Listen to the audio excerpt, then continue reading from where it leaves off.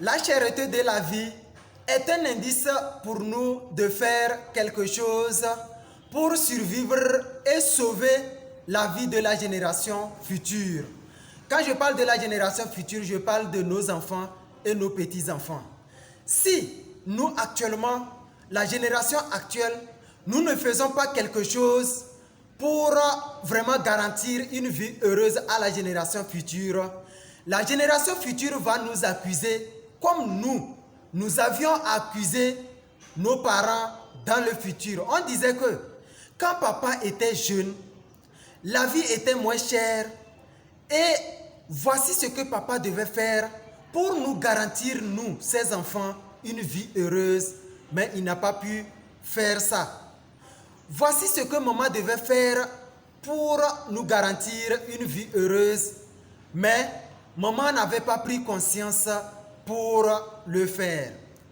Et nous, si nous avons pris conscience qu'il faudrait agir et penser autrement, nous actuellement, que faisons-nous pour vraiment sauver la vie à la génération future?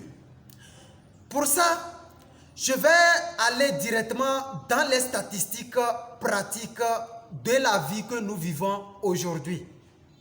Combien coûte un bol de maïs en 2023?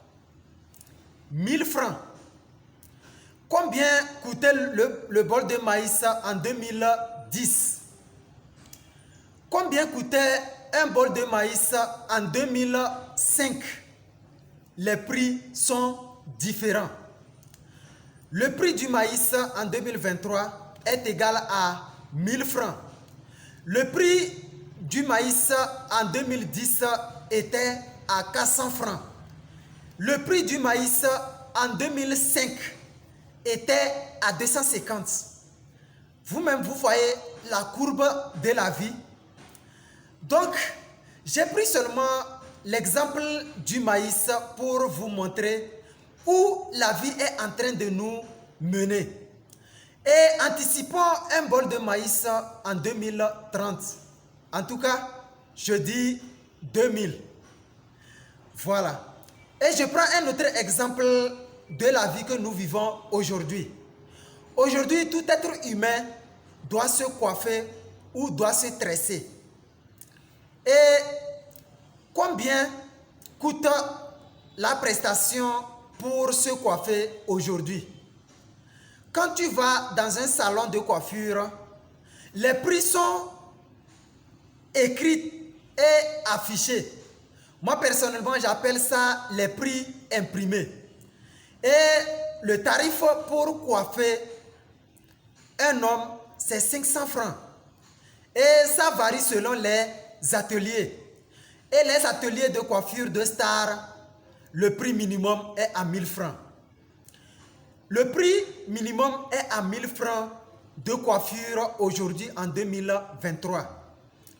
Combien coûtait une tête en 2010? C'était à 300 francs.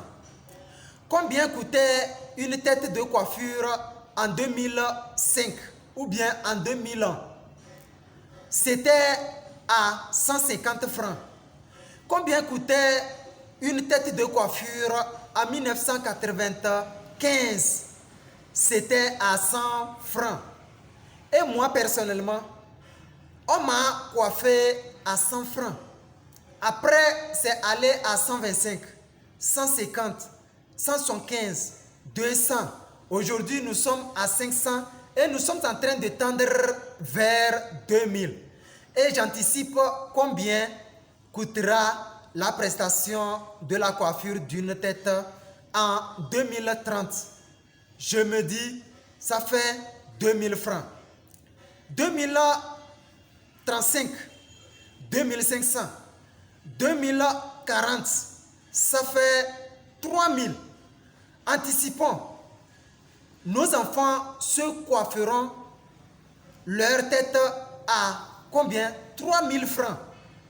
Et vous voyez que cette cherté de la vie, si nous ne faisons pas quelque chose pour faciliter à la vie, à la génération future, croyez-vous que la génération future pourra vraiment survivre?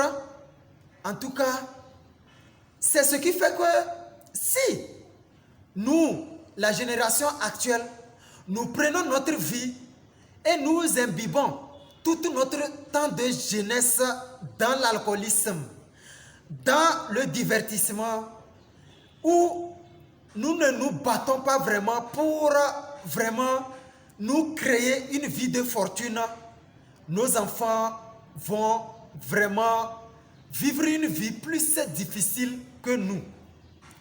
Et nos parents n'avaient pas vécu cette vie très chère que nous.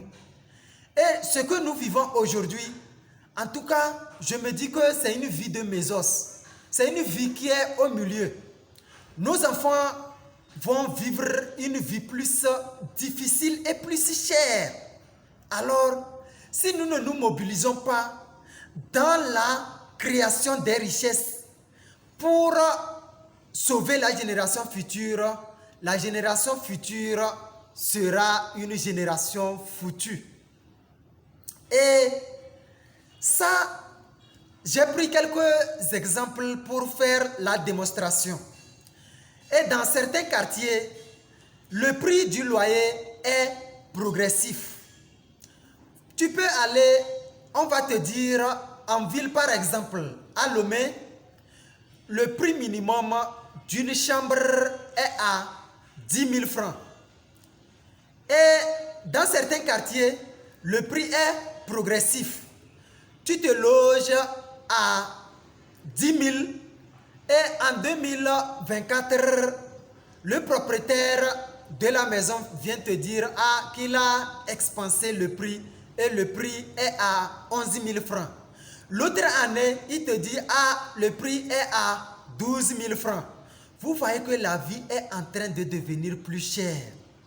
Et si nous refusons de nous battre, si nous refusons de sacrifier notre vie de jeunesse, je précise bien, notre vie de jeunesse, si nous refusons de payer le prix pour faciliter la vie à nos enfants, c'est que nos enfants vont nous accuser et vont nous jeter tout le tort. Parce que nous, la génération actuelle, la génération de la technologie, je peux dire que nous sommes la génération la plus chanceuse pour saisir toutes les opportunités pour se créer une vie de fortune. Nous sommes au bon moment pour agir. Et le bon moment pour agir, c'est aujourd'hui et non pas demain. Et la meilleure personne qui va t'aider à réussir ta vie, c'est toi-même. Compter sur quelqu'un pour réussir, c'est être en position de victime. Parce que la personne sur laquelle tu comptes pour réussir, cette personne aussi compte sur une autre personne. Et vous voyez que compter sur une autre personne devient une chaîne. Et là, si tu ne coupes pas court cette chaîne pour compter sur toi-même, sur tes propres forces, et c'est lorsque tu commences à agir, à mettre toutes les chances de réussite de ton côté, que les autres opportunités de réussite vont te venir pour te faciliter la vie. Alors, tu risques de passer tout ton temps à subir la vie et non à vivre la vie. Alors, vive la jeunesse créatrice, vive Apérinas, réalisons ensemble. Nous sommes la génération la plus opportuniste pour saisir toutes les opportunités de richesse.